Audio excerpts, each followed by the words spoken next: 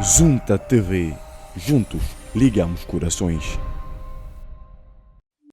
1975, 2025. 50 anos se passaram após o nascimento da República Democrática de São Tomé e Príncipe, que este ano completa meio século, idade madura, idade de reflexão e de ponderação. Se antes éramos criança, hoje somos adultos, pai e avô. Pessoas supostamente com alguma idoneidade, consciência e discernimento para reconhecer erros cometidos nesses longos anos, aprimorar nos atos e decisões a tomar hoje e projetar o que pretende fazer daqui em diante. São Tomé e Príncipe faz 50 anos. Os tribunais também fazem os 50 anos. Temos todos que ter a consciência do que queremos daqui em diante. Que justiça queremos nos próximos 50 anos? Que sistema judicial pretendemos e que tribunais e magistrados queremos para nós? Esta cerimónia solene, mais do que uma simples tradição, representa a renovação do nosso compromisso com os pilares da justiça, essenciais para uma sociedade equitativa e próspera.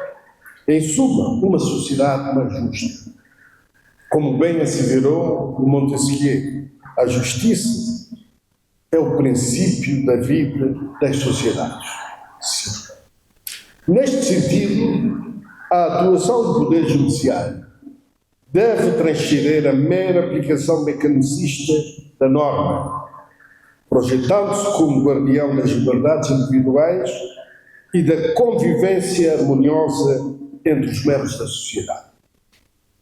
Neste novo capítulo, movemos-nos com otimismo de dias melhores, impulsionados pela tão necessária reforma da justiça.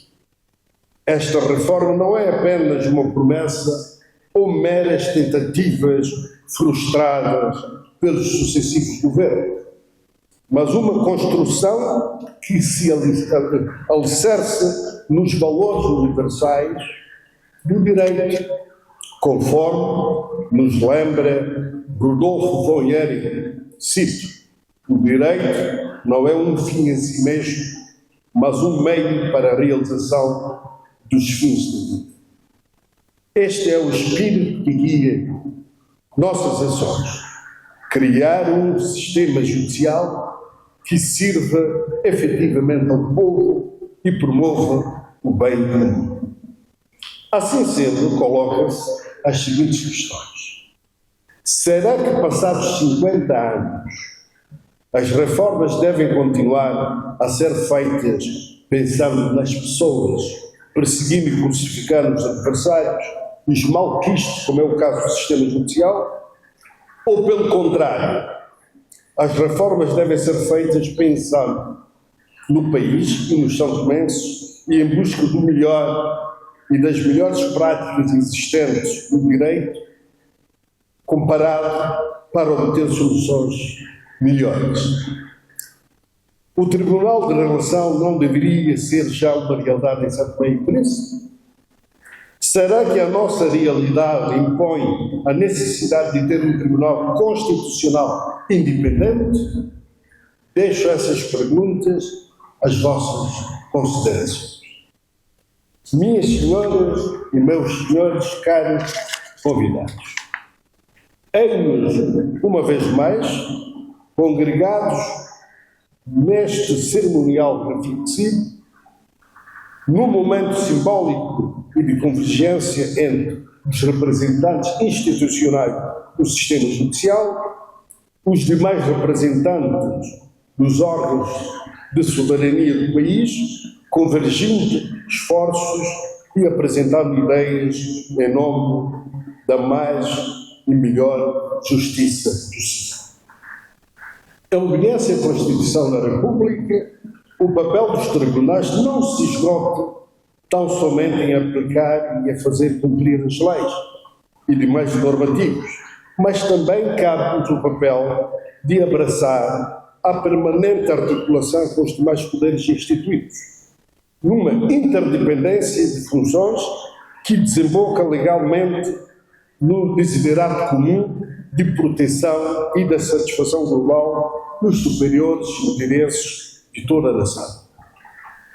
Nos meus primeiros discursos fui enunciando algumas preocupações, as quais aqui reitero, como a necessidade de uma justiça mais célere e mais próxima dos cidadãos, a dignificação dos tribunais judiciais, mormente melhores condições de trabalho aos magistrados e funcionários judiciais e que repercutiria necessariamente em prestação de um bom serviço ao cidadão. Nesta ordem de ideia, já muito foi feito. Restauramos o Tribunal da Primeira Instância e o Palácio da Justiça. Reorganizamos o pessoal afeto às secretarias judiciais, uma vez que mais de 90% dos funcionários e técnicos trabalhavam há cerca de 20 anos sem promoções na carreira, o que criava desmotivação no seio dos serviços e influenciava negativamente no desempenho dos quadros. Promovemos todos os funcionários judiciais. Repito, promovemos todos os funcionários judiciais. Entre secretários judiciais, escrivães, escrivães adjuntos, oficiais de diligências e escriturários. Relativamente aos funcionários que chefiam as secretarias, foram duplamente promovidos, passando de escriturários a escrivães adjuntos e de escrivães adjuntos a escrivães. E, em sequência, apesar das dificuldades de ordem financeira, abrimos cursos de formação e ingresso para novos funcionários judiciais, seguidos de estágios de formação e capacitação. Primeiramente para 50 formados em 2022 e depois para 60 formandos em 2024, com o intuito de apetrechar as secretarias judiciais com recursos humanos à altura das necessidades dos serviços, uma vez que muitos quadros antigos emigraram para demais instituições públicas e privadas do país em busca de melhores salários e outros para o estrangeiro. É triste estarmos a formar quadros grátis, com grandes dificuldades financeiras, que depois dispersam-se por deficientes salários que se fazem nos tribunais judiciais. Senhor Primeiro-Ministro, deixo ali um apelo que temos 60 estagiários que precisam de ser enquadrados. A Senhora Ministra da Justiça, muito obrigado pelo carinho e dedicação. Para cumprirmos esse desiderato, precisamos fazer enquadramento desses funcionários. Relativamente ao enquadramento de novos juízes e direitos e os juízes conselheiros, quanto aos conselheiros, abrimos o concurso em que forem enquadrados 3 juízes conselheiros, precisando ainda de enquadrar mais juízes conselheiros, uma vez que, em vez de 8 juízes, temos apenas 4. Quanto aos juízes de direito, em 2023 a 2025, foi aberto 3 concursos para juízes de direito de terceira classe. No primeiro foram selecionados 10 candidatos que, por força da pressão do poder político de então, em clara interferência na competência do Conselho Superior de Magistrados Judiciais, atropelando o princípio de separação dos poderes e condicionando o Conselho Superior a não homologar o referido concurso. O segundo concurso não resultou em nenhum vencedor. E o terceiro, com a aprovação de apenas 2 concorrentes, embora o concurso tivesse sido para 12 lugares. Recorde-se que um dos motivos que fez com que houvesse pressão do governo anterior eram as notas baixas,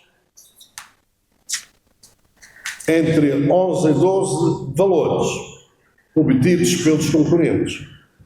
Anteriormente, os concursos para a seleção de magistrados eram feitos tendo em conta a aprovação daqueles que concorriam para serem juízes. E esses concursos são concursos muito exigentes que se fazem nos Estados democráticos. Como tal, normalmente as notas obtidas dificilmente são notas altas. Basta ver os concursos que foram feitos, tanto no Ministério Público como nos tribunais, as notas gravitaram sempre entre 10 a 13 valores. Tanto mais que as notas obtidas no último concurso, o último que acabou de ser feito há 3 semanas, para juízes de direito de terceira classe, a nota obtida foi de 11,2 para os 2 concorrentes que aprovaram. Minhas senhoras e meus senhores, durante o ano judicial fino, prosseguimos com a nossa missão de dignificar os tribunais. Ainda na semana passada, registramos um apreço, o regresso dos funcionários e magistrados às instalações do Tribunal de Primeira Instância de Água Grande, do Palácio de Justiça. Edifício que se encontra remodelado, comportando todas as condições para melhor prestação de serviço. Para tal, agradecemos ao anterior governo e ao anterior governador do Banco Central, Dr. Américo Ramos, por terem disponibilizado o edifício do Banco Central, sítio da Praça da Independência, onde funcionou, durante o tempo da obra, o Tribunal da Primeira Instância. Os nossos agradecimentos. Caros convidados, está em curso o processo de modernização dos tribunais. Agradecemos que seja priorizado a revisão das leis que compõem o pacote legislativo do sistema judicial, pelo que reclamamos, Sra. Presidente da Assembleia, alguma celeridade neste processo. Agradecemos igualmente que revoguem a famosa lei interpretativa, a Lei PUL, que veio condicionar sobremaneira o funcionamento do Supremo Tribunal de Justiça, excluindo a intervenção dos juízes conselheiros jubilados nos processos, sonegando a justiça ao povo de São Tomé e Príncipe. Devem ser restaurados todos os direitos que foram retirados aos juízes conselheiros jubilados, para que possam voltar a ter a intervenção nos processos e socorrer sempre que há impedimentos por parte dos juízes que estão no ativo. As leis são gerais e abstratas e não direcionadas a pessoas individuais e competentes. Anima-nos, pois, o desejo de criar em São Tomé e Príncipe um sistema judicial robusto, versátil e eficiente, que concretize a realização da justiça de forma célere e equitativa, com recursos humanos qualificados em número suficiente, com recursos tecnológicos moderníssimos e aptos para uma melhor e proativa dinâmica processual, concretizando a premissa constitucional da nossa autonomia, independência financeira e patrimonial, no âmbito do Estado de Direito democrático que nós somos. A modernização administrativa, o reforço e a concretização da nossa autonomia financeira são conquistas que não podem ser perdidas. Temos que caminhar em sentido positivo e ascendente, e não num sentido negativo e descendente.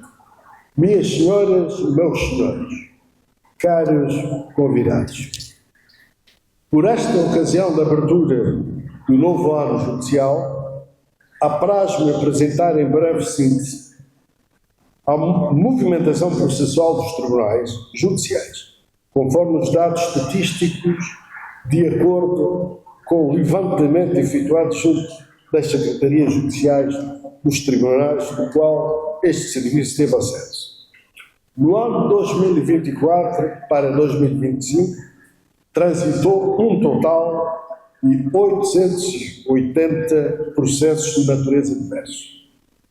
Em 2024, entraram 4.787 processos, dos quais 3.083 penais e 1.704 cíveis. Somando os transitados e bem como os entrados, a movimentação processual de 2024 atingiu uma cifra de 5.667 processos. Da totalidade dos processos movimentados em 2024, as Secretarias Judiciais registraram 5.667, com conclusão ao Gabinete dos Magistrados, dos quais resultaram em 3.715 com despachos de meros expedientes e ficando 2.048 processos pendentes, que culminou com 772 processos findos, sendo que 524 por sentenças e acordos. Na área inspectiva foi realizada uma inspeção ordinária direcionada aos magistrados judiciais, inspeção essa que foi concluída e submetida ao Conselho Superior de Magistrados Judiciais, que procedeu à sua apreciação, homologação e atribuiu a cada magistrado inspecionado a respectiva nota final. No âmbito disciplinar, foram realizados 6 inquéritos, mandados instaurar pelo Conselho Superior de Magistrados Judiciais, sendo que todos tiveram o desfecho final. Minhas senhoras e meus senhores, não se pode falar em justiça sem abordar um dos mais graves flagelos que assola a nossa sociedade, que é um aumento alarmante dos casos de abuso sexual de menores. Esta realidade cruel e perturbadora exige uma resposta firme, eficaz e imediata. O abuso infantil é uma violação inaceitável dos direitos fundamentais das crianças, seja físico, psicológico, sexual ou fruto da negligência. Qualquer forma de violência compromete irremediavelmente o bem-estar e o desenvolvimento da criança. Por isso, a nossa resposta deve ser contundente e abrangente, visando as prevenções gerais e especiais para pôr cobro a este flagelo. Os tribunais têm assumido um papel crucial na responsabilização e condenação dos infratores, refletindo um avanço significativo no combate aos crimes sexuais contra menores. Nos últimos tempos, temos assistido a um endurecimento das penas, demonstrando um compromisso efetivo com a proteção das vítimas e a punição exemplar dos infratores. Um dado que ilustra essa mudança é que aproximadamente 40% dos reclusos na cadeia central foram condenados por crimes de natureza sexual, evidenciando um reforço da atuação judicial nesta matéria.